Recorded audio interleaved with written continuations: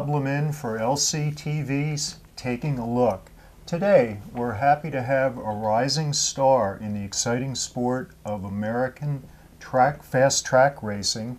Shayna Texter is here with us. She's a native of Lancaster. And Shayna, what got you started in this wild sport?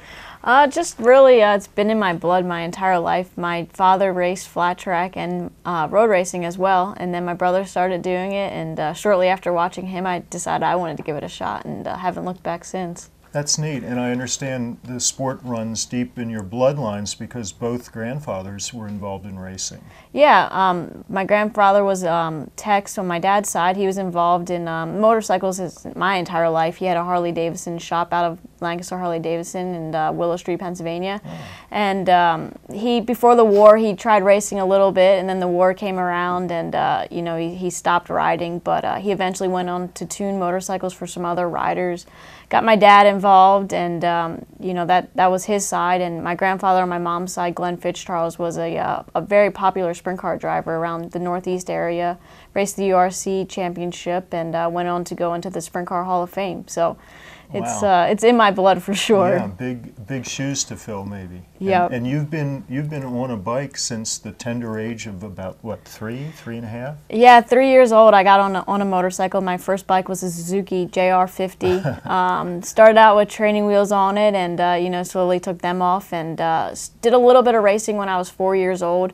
But my main focus was playing soccer until my dad retired in '02, and my brother started racing. And about halfway through the year, we went out to Hanover, PA, to Trailways Speedway, and decided I wanted to give it a shot. And like I said, just haven't looked back. And your mom's been okay with that? Yeah, she was a little bummed at first because, a lot of my friends, they went on, to go to college and continue playing soccer, get a little bit of support with college, where I ended up paying for college and, chose the motorcycle path. And you turned pro at a tender age. Yeah, I turned pro about almost halfway through my 16th birthday, and it's very typical for a lot of riders. As soon as they turn 16, we get our pro license. I waited a little bit later in the year just because I was chasing some amateur titles yet. So once that was over, about August of my 16th birthday, I turned pro. Mm-hmm. This is a sport that women have not dominated. It's been kind of a male-dominated sport, I guess, since the 50s. But what keeps you going, and what, I guess from a young lady's point of view, what keeps you interested and keeps you going in the sport? Yeah, I mean, it's definitely a male-dominated sport. I became the first female to win a national title race in Knoxville, Iowa in 2011. So, I've been kind of paving the path a little bit for females. There's a few that came up through: Jennifer Snyder, Tammy Kirk, and Nicole Meese, a few names. And, for me, though, I don't really look at it as a male-female, vice versa type of sport. I look at myself as a motorcycle racer. And for me, it's just, I love riding motorcycles, when I'm on the track and when I come off, the inspiration, the women that come up to you and say, wow, I'd love to be out there doing it. It's so cool watching you. Those types of things, those memories that I'm creating with women fans, it's just, I wouldn't be able to get that in any other sport. Great. So you're kind of a role model now for a younger generation of new riders. Yeah, definitely. I don't really look at myself as a role model. Like I said, for me, I'm just out there doing my job, and that's riding a motorcycle, trying to win. But, I can't hide from it anymore. They, all the women fans, they've definitely let it be known. And, even men, little boys, I've had 2, 3-year-old little boys come up to me and saying, wow, you're my favorite. So, it's not even so much anymore of just paving a path for a female. I'm also, inspiring, I guess, little boys as well. So it's really cool. Great. And I see you brought some of the tools of the trade with you today. Tell us a little bit about the the safety helmet. Yeah, this is the helmet that I race with. It's an Arai helmet. To me, it's one of the best, if not the best, in the business. On the half-mile tracks, we race in a full-face helmet, which is more of a typical street bike-looking helmet. They use it in road racing, asphalt, and we have the full visor and stuff. And on the short track and TTs, we'll race in more of a motocross-style helmet that has a visor on the front and some goggles. So it's a little bit different depending what venue we're at from weekend to weekend. But this is definitely the choice of helmet for myself. Sure. And you race up and down the East Coast primarily? I race all across the country. Anywhere from Pennsylvania, New York to Florida, all the way out to California, Washington I've been in, and in states in between that. I've also gone over to Barcelona, Spain, and have raced. There's some races in Canada. So I've made my way around. Becoming an international presence. Tell us about some of your favorite racetracks. Yeah, I mean, for me, I'm the smallest rider on the Pro Tour right now. So for me, I definitely prefer the bigger tracks, the ones that I can carry more speed, that you don't need, I guess, quite as much muscle, size, compared to some of the smaller tracks. We race at anywhere from a quarter-mile short track all the way up to a mile oval. So, I struggle a little bit more, I guess, on the quarter-mile tracks just because they are smaller in size and, just as silly as it is putting your leg down and getting the bike turned and, being 6 foot tall definitely helps.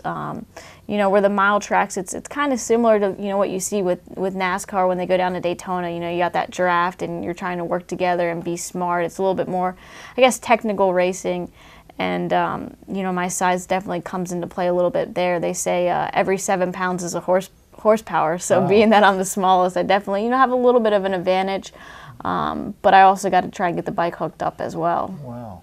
So what's the biggest challenge week to week with your sport? The biggest challenge from week to week is, I would say, the traction. You got to have that rear end hooked up and going forward because we have no front brake. We only have a rear brake only.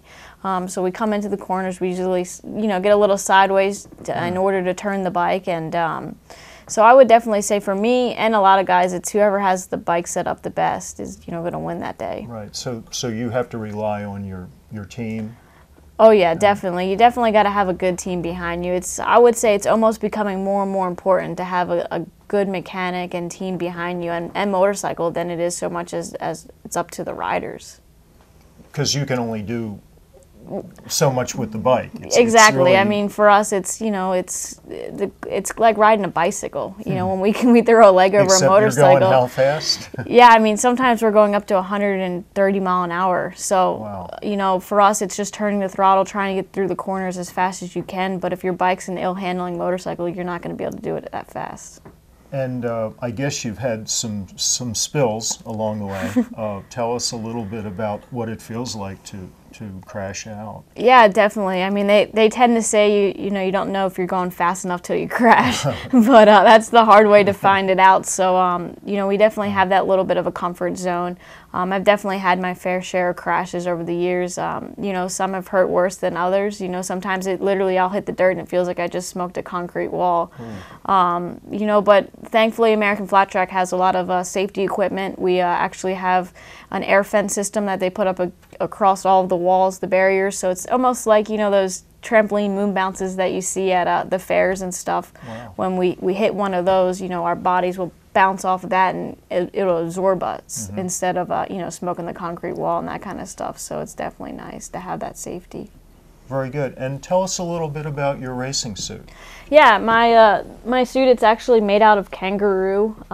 It's from Japan, Brain Leathers. It's for my sport, I wear a two-piece leathers because it's traditional to dirt track. A lot of road race guys, they'll wear a one-piece that this top doesn't come off, but dirt track, our race is one-day event, so we're in and out constantly out of our suit, so it's nice to be able to take our jacket off, cool off a little bit. But I have elbow protection, shoulder protection, knee protection. We have this Kevlar here into the arms and legs, so it stretches, moves around a little bit.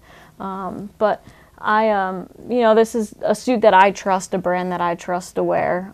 It's kept me safe, ever since I was an amateur, so it's definitely the one I choose. And I see your number 52. Any significance behind that number? Yeah, right now I'm national number 52. I actually grew up with number 25 My dad was national number 25 and 65 when he was a pro.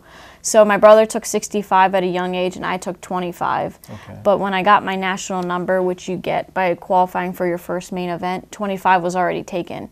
So I went with 52. It's backwards. You know, and one thing, when my father passed away in 2010, we went out to Springfield, Illinois that weekend. And the very first race we went to, a cloud actually formed in the sky during a moment of silence for my dad. Oh. And so for me, if you look here at the 52, when I was designing my number, there's actually a cross in the middle, which, you know, reminds me of my dad and that little bit of significance that he you know, has put on my career, and you know, him showing me the cloud out at Springfield brings back good memories. So that he was there. Very good, and he's still with you. Yep. That's neat. And not only do you race on the circuit, you've also raced in the X Games. Yep. Yeah, I took place in the X Games for 2 years. I didn't do it this year just because my main focus is racing a single. Typically in the X Games we compete on twin-cylinder engines. So I didn't get to take part this year, but I did go out and watch. But you know, it's just really cool and special to be on ESPN and racing the X Games. And you know, a lot of family and friends, you know, they can relate to X Games because it's such a popular event every year, with skateboarding and bicycling to the snowboarders and stuff. So to say I was an X Games athlete, it's, you know, it's really special and cool to you know, have on my resume. Wonderful. And I think that's exciting. You said you've been over to Barcelona, so maybe there's going to be some doors opening for you in Europe. Yeah, I went over to Spain 2 years ago. It was a famous MotoGP rider, Marc Marquez, has an event over there every year in December, and he invited me to come over and take part in his event. And you know, it's just incredible over there in Europe. Motorcycle racing and motorcycles in general is so much bigger over there. You know, their main transportation is a scooter, where here, you know, you see cars and, you know, scooters here and there. But over there, I know my taxi drivers, like, I don't ever drive unless I'm doing these types of events. You know, my main form is a scooter, so it's pretty cool just to see their, you know, the rich history of motorcycles over there. And I should add, in case I didn't, that Shayna still lives in Willow Street. So this is kind of your point of departure, and because you're all over the country, of course. But. Yeah, Willow Street's, you know, it's my home base. It's, you know, where I spend a lot of my winter, and, you know, whenever I get a break in the schedule, I definitely always come back to Lancaster, Pennsylvania. It's home for me. I was born here in Lancaster, and, you know, it's just where I feel like I belong. And you have a race coming up nearby this weekend. Yeah, I have a race for the first time ever. I'll actually be racing an American flat track race in Pennsylvania, so at Williams Grove Speedway. So I'm really excited to get out there. A lot of my family and friends that have actually never seen me race are going to make it out, and it's extra special because my grandfather raced cars there back in his career, and you know, right now I'm also chasing a championship, so it's going to be a really special weekend. Well, great. And I think right now we'll take a break, and we'll be right back with Taking a Look.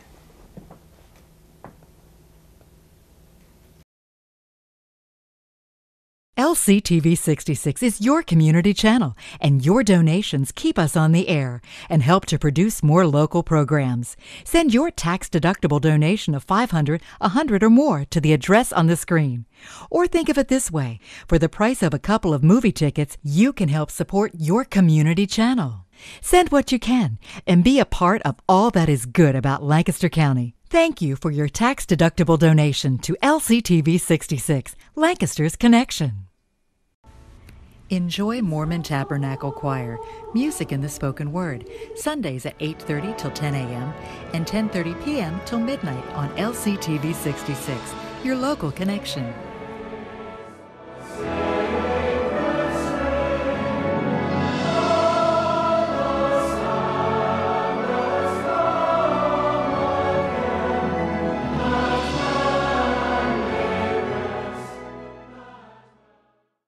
LCTV 66 is your connection for high school and college sports. Catch the action of your favorite teams in Lancaster County. Coverage of basketball, ice hockey, field hockey, soccer, football, and more. To join the LCTV sports production team or to sponsor or underwrite a sporting event, contact us at info@lctv66.org or call 717-394-LCTV. This is your community, your teams on your local sports channel, Lancaster Community TV. Bob Lemin with LCTV's Taking a Look. We're back today with Shayna Texter, and Shayna is going to tell us a little bit about her last motorcycle race, which happened this past weekend out in Illinois. Yeah, I was out at Springfield, Illinois this past weekend. It's kind of a little bit of a unique event. Typically, we race in one day. There will be a single-cylinder class and a twin-cylinder class, but Springfield, the single-cylinder guys don't ride on the mile, and that's the championship that I'm chasing right now. So I actually raced my 450 on Saturday on a short track out there, and then I turned it over, and they gave me a provisional, allowed me to race the twins class on the Springfield mile, which we reached speeds at about 130 mile an hour is our top speed out there. And so I rode a twin under provisional, and I was able to make the main. I finished 14th, and there was, I think, 49 guys that showed up that day. Wow. So it was a stacked field. You were the only lady. Yes, I was the only female out there. Good for you. And I see you brought back a little souvenir dirt on the front of the helmet. Tell us about that. Yeah, Springfield, it's every track we go to across the country, the dirt's different. It varies from each track. Ohio, there's horse tracks. Out in California, they're a little bit more car tracks, similar to Pennsylvania. Springfield, the dirt out there, it's probably the best dirt that we actually go to all year. As you can see, it's pretty dark. It's pretty moist. They put a lot of calcium, some chemicals in there to try and keep the dust down. But the traction, the speeds are they're so fast out there. It's it's one of my favorite places to go out to, just because the tracks, the track conditions, the way they prep the tracks, everything's just so good. And tell us about the tires on your bike. Yeah, we actually have to race an AMA AFT spec tire. We're running Dunlops. On the mile, we have to run a CD5 front, which is our medium compound, and then we have to run a CD8 on the rear on the mile, or we can run a CD or a 10 tire, an R10. That's actually even harder than the 8. We have the choice between the 8 and the 10, and then on the short track, we actually run the medium, which is the 5. So Sure. we have a spec tire rule, so it just depends what race we're at, but we always got to run Dunlops. Okay. And tell us about the unique tear-off system with the visors, so that you can see where you're going. Yeah, it's a lot of guys, they watch NASCAR and they see the the shield and the tear-off go across the screen. Well, we don't actually have that capability, so this little tab right here, we actually pull that. We'll take our left hand off, we'll hold on, because you got to keep the throttle going so you don't get past, and we'll actually reach this hand up and pull this little tab. Wow. And when we pull it, it will come off, and we'll throw this out and keep on going, and we'll have a whole new clear shield. And about how many of those do you have to carry along each race? It varies from each race. When we go to the horse tracks, the visibility is so bad that you're trying to pull a tear off every lap. So if you're racing a 15, 25 lap main, you want a tear off for every lap. Wow. So we'll put on anywhere from 10 to 20 tear offs just before we head on out to the track, and be prepared to actually probably run out to where you'll end up trying to wipe your visor and see a little tiny bit just to keep on going. Right. And tell our viewers that might not be real familiar with your sport what a typical race week is like, with the preparation up to race day. Yeah. Working with your team. For me, I'm fortunate to have a team. There are privateers that actually handle all of the workload. My brother's one of those who actually has got to prepare himself, plus prepare his motorcycles. He's a racer too. Yep. So, but for me, I'm fortunate to have a team. So for me, I'll talk to the team all week, make sure the setups. We try and get our setup as close as possible before we start the day. So we'll talk and conference back and forth. For me, my job is just to go out and ride and train, ride a bicycle, run, whatever I can get in that week, and try and eat pretty healthy and be prepared mentally and physically myself to show up. We'll get to the track. Typically we race on a Saturday, so we'll get to the track in the morning, I'll eat a breakfast, get there, and usually around 2 o'clock we start practice and qualifying. So we got to make sure we're, we're full of water and, very hydrated, because some days it's 110 degrees out there. So in the kangaroo suit. Yeah, in a full leather suit. So we got to make sure that we've eaten enough food and stuff to last us for the day, because once we get rolling, it's nonstop pretty much from 2 o'clock till 10, 11 o'clock at night till the checker flag flies. And you interact with your fans. You have social media. Yep. It's a lot of responsibility. Yeah, we we have to interact with the fans, sign autographs, which is awesome. It's that's one of the funnest parts of the day. Just interacting, hearing how excited everyone is, and then we have interviews and that kind of stuff throughout the day. So we're just as busy on the bike as we are off the motorcycle. Sure. And do you have a motorcycle that you run when you're not on the track? Do you like to drive a car or ride a bike during the week? Yeah, no, I actually have my own motorcycle that I can practice on. It's set up pretty close to the same as my team bikes. It's it just doesn't have the engine components. It's basically a stock motorcycle right from Honda. The only difference is that it does have the suspension, the wheels, the handlebars, to try and make it as close to my team bikes as possible, that I'm able to train on throughout the week. And, my team, we'll actually go and rent some tracks throughout the country, do some extra testing here and there, just to, try and get that little edge and be extra prepared heading into the weekend. Okay. And what's the biggest difference between the bike that you race in on the weekends compared to a bike that might be down at the Harley-Davidson shop in Willow Street or the Honda dealer in Harrisburg? Yeah, on the single-cylinder bikes, the biggest change is that the bikes are lowered. We'll actually take the OEM motocross suspension, send them off to dirt track specific suspension guys, and they'll actually lower the suspension. They'll soften it, especially for me because I'm so light. I got to have really low bikes and really soft bikes. So we'll lower the suspension. We'll put 19-inch wheels on them with dirt track specific tires. Pretty much you can go ride flat track just like that on a 450. On the twin sides, it's a little bit more difficult. A lot of guys, as far as the Harley side, they've grown up riding the XR 750 or, a Kawasaki EX650, those kinds of stuff. So what happens is they actually take their engines out of the street bikes and they build a specific dirt track prototype frame of their choice, and they build the bike from the ground up. Everything on the bike is custom built. So the twins, it's definitely a little bit harder to get involved in the sport, and it definitely costs probably double the money to build a twin bike compared to a 450. Very good. And what's the hardest part of your job? Oh man, the hardest part is winning, because every guy that shows up wants to win the race. So, that's the hardest part. The easiest part is, just walking around with a smile on your face and, interacting with the fans, signing autographs, those types of things. That's the fun, the easiest part. But when the visor goes down, there's 18 other guys out there all with the same goal, and that's to be number one. Right. But you've done pretty well in the past, and you're I think third now, just 9 points behind going into the weekend race. So tell us about the point system. Yeah, right now I'm in a heated battle with two other guys. I'm 9 points down from the championship, so if I can win the championship, I'd actually become the first female to ever win a motorcycle championship racing in a male-dominated class. So. Hear that, ESPN?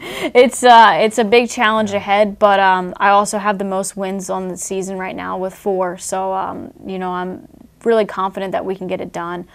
From first to second place, it's a 5-point gap, and from second to third, it's a 3-point gap in the point system. So if I can go out and win this weekend, or the last 3 rounds, that's 15 guaranteed points. So it's really important to try and win. Will you be starting from a set position, or how does that work? No, basically the only benefit of being up in the top points is our practice groups and qualifying. I'll start third on the grid for practice and qualifying, but once we'll do a free round of practice and then 2 rounds of qualifying. Okay. And so once that's over, then they'll take our times from qualifying, and that will line us up for our first heat race of the night. So. Okay. Those 2 rounds of qualifying are really important, and they can, that's where the day starts to be determined, where you're going to line up come the main event. And there's more than just 18 racers that are going to show up that morning to qualify, right? There might be 50 other guys out. Yep. So they limit the field to 48 after qualifying. So they'll take the top 48 guys, and we run an elimination format. So you got to be. They'll do 4 heat races. You got to be top 8 out of the 4 heat races. If not, you got to go to a last chance qualifier, and you got to be top 4 out of that just to head into a semi race. And there's 2 of those with 18 riders. And you got to finish top 9 just to make the main event. So you got to be one of those top 9 guys out of those 2 semis to make the main for an 18-rider field. Okay. So you got your work cut out right from the start. It's a long day, but you've been doing this for a long time. You have a great team and family history and a lot of fans out there. So that's pretty exciting. But looking down the road, like after the season ends in a few weeks, what's your off season shaping up like? It never stops. We have an off season, so we don't travel quite as much. I'll get to spend a lot more time here at home with the family in Lancaster, and so that will be fun. But for me, the business still continues. We start working already on 2018. We start working on new sponsors, new teams, and we also attend, different convention events throughout the year, signing autographs. So even though we have, like a 6-month break, it really never stops. Wow. You keep testing, keep working. For me, my favorite thing to do when I'm not racing is to actually go hang out with my family and up at the hunting cabin, do some deer hunting, fishing, that kind of stuff. Just a little bit of a different hobby to, refreshing your mind before the season starts in March again. Get into the great outdoors. Yep. Wow, that sounds exciting. Well, we're about to wrap things up. Is there anything we haven't covered today? I think we've hit a lot of the bases, but yeah, the one thing that's really cool is boots. Our boots are extra special. We didn't get to cover these deal, but in flat track I prefer to use a street bike road race type of boot because it's more flexible, but some guys will actually use a motocross boot. But for flat track, we actually get these little special shoes made. They're called steel shoes, and this is a lot of guys, they always ask, what are you doing right here with your leg? How's it sliding across the dirt? Well, this thing right here is, the golden ticket. It's called a steel shoe, and it allows us to slide across the dirt at 130 mile an hour with our leg hanging. So it's pretty cool. Yeah. But yeah, no, I think we've covered a lot about our sport. Okay, well, Shayna, thanks for you and your crew for coming in today and taking the time to sit down and share the exciting sport. Yeah. So we wish you all the best in the future, and I hope everybody that's watching us can follow this young lady's career on TV and on the internet. So I'll say this is Bob Lemin for Taking a Look and LCTV. Thanks for watching.